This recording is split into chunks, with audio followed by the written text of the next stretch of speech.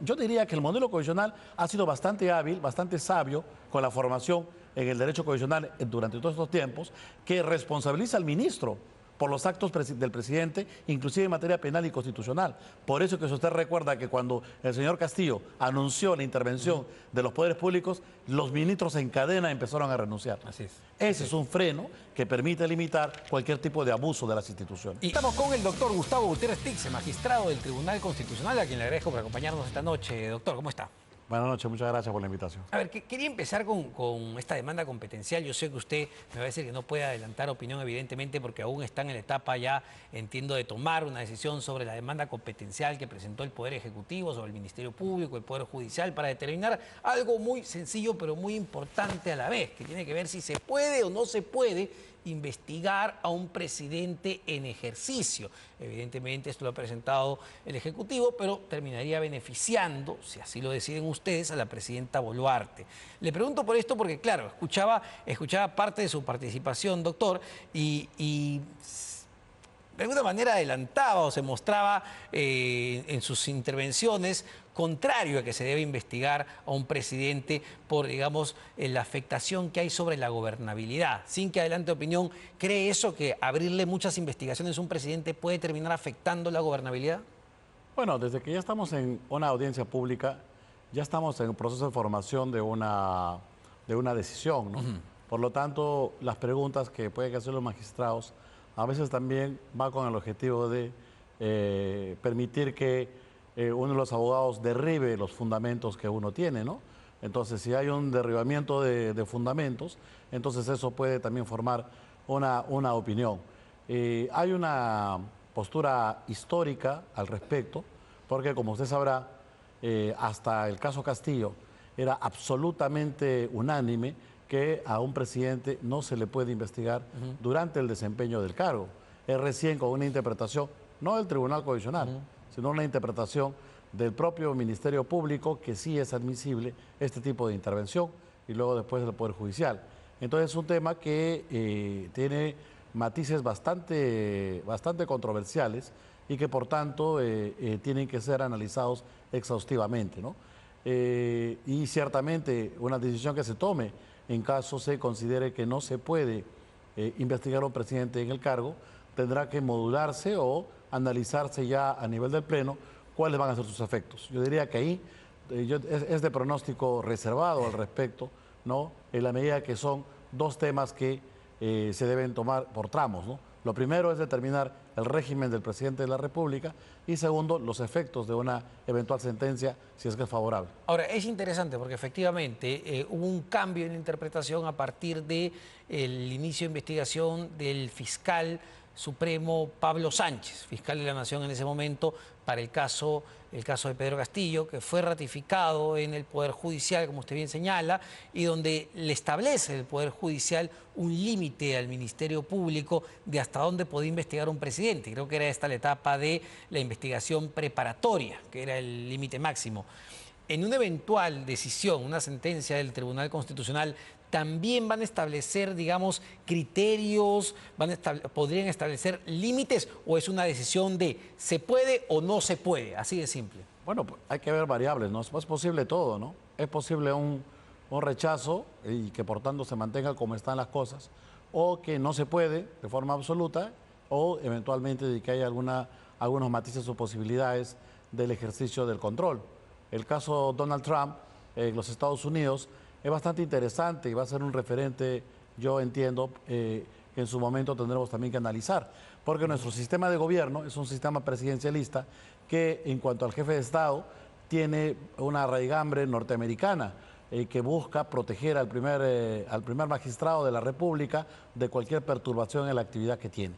Pero también en la última sentencia, en el caso de Donald Trump, ha señalado algunos aspectos, como por ejemplo, en qué casos está protegido de cualquier tipo de interferencia penal y en qué casos sí es posible realizar algún tipo de pesquisa, ¿no? Esos temas, repito, seguramente van a ser materia de debate para poder determinar el caso concreto de la figura del presidente de la República en el Perú. Ahora, sin embargo, a ver, sin que adelante opinión, pero ¿cuáles serían las implicancias, doctor Gutiérrez Tixe, de un fallo favorable a la posición del Poder Ejecutivo? Es decir, un fallo que determine que no se puede investigar, ojo, no acusar, investigar a un presidente en ejercicio del poder. Esto implica directamente que las investigaciones abiertas a la presidenta Boluarte se archivan. Por eso, ahí habría que entender algún grado de modulación de las investigaciones. Cuando el régimen era una protección al presidente de la República en el cargo, no era un modelo en el cual la persecución era imposible, ni tampoco que no se pudiera sustanciar. De hecho, esto inclusive tiene hasta antecedentes en el derecho colonial. Cuando un virrey dejaba el cargo, se quedaba en el Perú antes de viajar a España por 2 años precisamente para poder soportar las investigaciones que hay en su contra. Igual en el régimen republicano, el presidente, los cargos que se le han podido dar inicio durante su desempeño se empiezan a desarrollar una vez que ha dejado el cargo y no prescriben. Por lo tanto, la persecución se mantiene incólume, pero ya tiene que dejar el cargo, porque se entiende que la lógica inicial, o digamos la lógica histórica, se entiende que hay que proteger al presidente, como en su caso se protegió, por ejemplo, al presidente Toledo, porque de lo contrario, lo más probable es que hubiera ocurrido la misma suerte que el presidente Castillo, y pudo concluir su gobierno con 5 o 4%, precisamente porque estaba protegido de un conjunto de prerrogativas, en ellos la investigación. Pero eso no ha dado lugar a que después no haya una eventual sanción, y la persecución se ha mantenido inclusive. Entonces, hay aristas que definitivamente tenemos que analizar al respecto. Y aquí le pido analizar, digamos, el argumento que utilizó en su momento Pablo Sánchez para decidir cambiar la interpretación que había hasta ese momento e iniciar una investigación a Pedro Castillo. Lo que él dice en su análisis es que él buscaba salvaguardar justamente los indicios, las pruebas que vayan saliendo para que eso se pueda cautelar en el momento de la investigación preparatoria, que entiendo que más o menos fue un argumento que utilizaba el procurador del Ministerio Público en la ponencia en Arequipa. Bueno, eso es posible, entiendo, en la medida de que si hay un hecho que es una noticia criminal, etcétera, el fiscal puede realizar las pesquisas que correspondan. A quien se protege es al presidente. Al presidente no se le puede, pues, en todo caso, en el régimen anterior, que lo analizaremos ahora con las citaciones, el allanamiento, las cosas que se han realizado con la actual presidenta, pero con el presidente Castillo, igual, o sea, se podían investigar los testigos, las personas, el acto, pero se protege al presidente de la República. El presidente de la República no puede hacerse hasta ese momento que Pablo Sánchez lo aperturó, y ahora sí se ha dado la posibilidad de que esto se realice, ¿no? Entonces habrá que analizar ese punto y los efectos que ha ocasionado, en todo caso, también esta apertura, si han sido positivos y negativos finalmente hasta este momento. Entiendo que, por ejemplo, por los hechos de corrupción al expresidente Castillo no hay mayor consolidación de prueba. Entonces creo que han sido más cohetes que temas sólidos al respecto. Lo único que ha avanzado es precisamente el golpe de Estado, que se ha dado con ocasión de que ha sido un presidente totalmente despojado de las prerrogativas y por tanto ha funcionado con éxito precisamente su separación del cargo. Entonces, son temas que tendremos que analizar en todos sus detalles. Entonces, digamos, bajo ese análisis, lo que estamos viendo es que la Fiscalía avanza con mucha espectacularidad, con mucha búsqueda del titular, como en el caso de Lavallato, pero el momento ya de, digamos, empezar a acusar formalmente, empiezan los problemas. Pero entiendo que eso es lo que vemos todos en los medios de comunicación, ¿no? Vemos que el caso que más avanza es el último. Es el del golpe. Pero todos los casos que supuestamente le han investigado al presidente Castillo, yo no los conozco en qué estado están, no sé si usted, pero han sido muy sonados para permitir una investigación, pero no sé si tienen el mismo derrotero. O sea, más allá de Castillo, de Boluarte, creo que es importante analizar lo que ven en el futuro la institución presidencial. En ningún caso significa impunidad. Lo que significa es proteger la institucionalidad y la gobernabilidad. Y eso lo hacen todos los países democráticos del mundo. No solamente es el caso del Perú. Un presidente de la República en la Argentina, en Paraguay, en Uruguay, o en Panamá, o en los Estados Unidos, tiene un régimen de protección y de prerrogativas, porque se entiende que tiene que gobernar, tiene que ejercer el cargo, y por tanto debe estar ajeno a las perturbaciones fiscales y judiciales durante el desempeño del cargo. Lo que no significa, y ahí debe estar el rol de inteligencia y Ministerio Público, de tener que realizar las pruebas periféricas. Las pruebas periféricas que le permitan eventualmente, una vez que ya haya cesado ese momento, poder formar la convicción necesaria para poder perseguir el delito. Y doctor, y ese es otro argumento que se utiliza, ¿qué sería con situaciones de, digamos, delitos flagrantes o descarados del presidente o presidenta de la República. Caso Pedro Castillo, ¿no? Donde anuncia un golpe de Estado, anuncia que va a intervenir las instituciones, que va a intervenir el Tribunal Constitucional, el sistema de justicia. En esos casos, el Ministerio Público no debe estar capacitado para poder iniciar la investigación. Bueno, ahí también hay un tema, ¿no? Anuncio de un golpe de Estado, no sé si es un delito, lo que es una infracción. Un golpe de Estado tendría que ser rebelión, una conspiración, eso lo tendrá que probar el Poder Judicial. Pero lo que hay ahí es una quiebre al orden constitucional, por tanto merece una sanción política de inicio. Y eso es lo que se ha dado.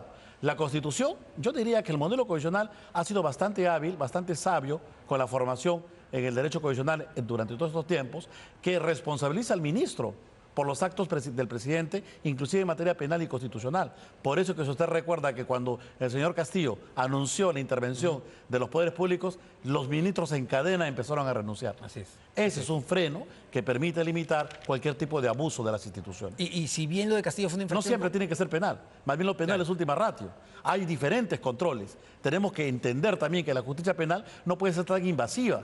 Tiene que actuar responsablemente, implacablemente, pero cuando hay una noticia criminal sólida que permita demostrar que un acto que es indebido termine siendo un delito, pero no de regla, sino extraordinariamente. Entonces, usé un mal ejemplo porque lo de Castillo fue evidentemente una infracción constitucional, pero ante el caso de un delito penal flagrante, me pongo de ejemplo, descubrimos que el presidente de la República es un asesino, que él disparó una pistola a otra persona y lo mató. Eso es una vacancia, inmediatamente. Eso es una vacancia. Siempre ha ocurrido con el caso del velero Carima, cuando el presidente Fujimori también salió del país, etcétera. El control implica que se le quita, se le despoja la prerrogativa e inmediatamente se convierte en un ciudadano común y corriente y pasa a expectativas del Poder Judicial. Algo parecido ocurrió con Pedro Pablo Kuczynski, si mal no recuerdo. Es decir, la carga debe caer, o la responsabilidad debe caer sobre el Congreso de la República. Correcto. Y no sobre el Ministerio Público. Cuando se habla de acusación, Manuel Vicente Villarán, y eso lo discutimos en el debate, hablaba de la acusación en el Congreso, porque el Congreso se llama acusación constitucional. No se habla de la Fiscalía, porque la Fiscalía, cuando surge estas figuras, todavía no existía. La Fiscalía era una agencia de la Corte Suprema de la República. La acusación, porque es el presidente. Es el presidente en funciones, es aquel dignatario que nos representa a todos nosotros. Por lo tanto, la acusación que se le permite en determinados casos reside en la Asamblea Popular, que es el Congreso. Y ahora, que esto nos llame a la crítica a las instituciones, creo que los ciudadanos y la opinión pública y los comunicadores como usted tenemos una tarea sustancial para que la próxima clase política que se elige en el 2026 sea mejor y maneje correctamente a las instituciones. Ahora, doctor Dixey, nuevamente me pongo un tema de escenarios. Si la decisión es favorable, digamos, a la demanda competencial del Poder Ejecutivo y no se puede investigar a un presidente en funciones, además de las implicancias que eso va a tener sobre los casos de la presidenta Boluarte, ¿también va a favorecer al expresidente Castillo? ¿También favorecería al expresidente Castillo? Eso es una materia que tendrá que debatirse. Como le digo, aquí, al haberse abierto un criterio, tendrá que ver si ese criterio es válido o no y eventualmente formular las correcciones que puedan significar en cada uno de estos eventos que son de los últimos tiempos. Entonces es una materia, como le decía, de pronóstico reservado y además también obedecerá al número de votos que se obtenga dentro del Tribunal Constitucional. Siendo una demanda competencial, ¿no? De acuerdo a la modificatoria que se realizó del Código, se requieren 4 votos conformes. Así es. Entonces eso va a definir mucho. Todo es posible porque se trata de una interpretación. Y la interpretación también puede ser modulable. Pero entonces, un escenario posible dentro de esta evaluación es que los casos abiertos al expresidente Pedro Castillo, tanto los casos de corrupción que usted mencionaba, como el caso de rebelión que se le sigue, sean archivados y él salga libre. No necesariamente, es que el hecho de que se pronuncie el Tribunal Constitucional no significa que los casos no necesariamente tengan que archivarse. Pueden ser inclusive reservados o suspendidos hasta que dejen el cargo. Y en todo caso tendrá que verse alguna fórmula en el caso mismo del presidente Castillo, si es que deben ser vueltas a realizar los hechos que ya se realizaron con el objetivo de verificar la validez del mismo. ¿Por qué? Porque ha abierto una apertura que no lo ha hecho el Tribunal Constitucional, pero creo que usted sí podría coincidir conmigo que el modelo, y lo han hecho sus invitados, el modelo es no se investiga al presidente, no lo dice el tribunal, lo dice la historia constitucional del Perú. En esta etapa que se han dado estos casos, tendremos que analizar las circunstancias que se dieron, los motivos y validar si es que son constitucionales o no, y modular en su momento en qué circunstancias pueden salvaguardarse algunos eventos. Pero que ambos presidentes son sujetos de investigación, por supuesto, eso no lo dude. Porque justo usted me decía, para cerrar este tema, que incluso, hay que recordarlo, el expresidente Castillo no tiene ninguna sentencia y está habilitado incluso para postular a las elecciones del 2026. Un procesado puede postular, pero un sentenciado está inhabilitado. En este caso, requerirá una sentencia cualquier persona para poder ser impedido de postular a la presidencia de la República. Ah, claro, y hay otra regla de naturaleza administrativa, ¿no? Militar en un partido. No sé si el presidente Castillo está militando en un partido o no en este momento. Doctor, una pregunta adicional sobre lo que ocurrió esta semana con las inhabilitaciones o propuestas de inhabilitación al expresidente Martín Vizcarra, porque hay todo un debate de a qué resolución del Tribunal Constitucional le hacemos caso, a la que dio este Tribunal Constitucional o a la resolución que dio el Tribunal Constitucional del 2020, que presidía, si no me equivoco, la magistrada Marianela Ledesma, sí, si no me estoy equivocando. Desde su punto de vista, ¿había argumentos constitucionales del Congreso, de este Congreso, para aprobar esta tercera inhabilitación contra el expresidente Vizcarra por el cierre del Congreso? Bueno, el cierre del Congreso, este tribunal ha señalado que es un acto inconstitucional. No se puede cerrar un congreso por interpretaciones fácticas. Los congresos se preservan porque significan la expresión popular de un pueblo. Por más que el congreso esté altamente criticado, es la democracia. Entonces no se puede cerrar sobre supuestos. Esa es la decisión que tomó el Tribunal Constitucional y cumplió su labor. Que el Congreso deba recibir y deba merituar el tema para imponer una infracción constitucional es una competencia del Congreso de la República. Será responsable de la decisión que adopte, pero sabe que el tribunal se ha pronunciado declarando inconstitucional dicha medida. Claro, pero yo lo que le decía era el argumento que usaba el propio expresidente Martín Vizcarra y Salvador del Solar, el expremier. Ellos decían, ok, muy bien, el TC dio esa resolución diciendo que no se puede cerrar un congreso de esa manera, pero el TC del 2020 dijo que, o avaló el cierre de ese congreso. Bueno, si ese es un cambio interpretativo, el Congreso tendrá que valorar cuál considera que es la interpretación válida que se ha adoptado en este caso concreto. Y por tanto, el Congreso está plenamente facultado para decidir o no de una acusación y una eventual inhabilitación por este caso. Se lo preguntaba. Pero para ese tribunal hay una infracción a la Constitución porque hay un acto ilegal. Sí, claro, pero se lo preguntaba porque en este mismo estudio, lo recordaba el expresidente Vizcarra, su colega, el magistrado Pedro Morales, decía, bueno, sí, la decisión que se ha dado es de aquí para adelante, no de aquí para atrás. Pedro Hernández. Pedro Morales. No es el magistrado Morales. Ah, Francisco Morales. Francisco Morales, perdón, le dije Pedro a Francisco Morales. Bueno, como le digo, ya es un criterio del Congreso. El Congreso puede adoptar una posición en mayoría tomando en cuenta la jurisprudencia del Tribunal Constitucional. El Congreso puede inhabilitar o habilitar. Ambas posturas son plenamente válidas porque se dan en el ejercicio de las competencias del Congreso de la República. Pero este tribunal ha considerado que en este caso en concreto se hay un acto lesivo porque no se puede admitir una interpretación fáctica. Muchísimas gracias al doctor magistrado Gustavo Gutiérrez Tixe, magistrado del Tribunal Constitucional, y me perdone, el magistrado Francisco Morales, también magistrado del TC. Nos tenemos que...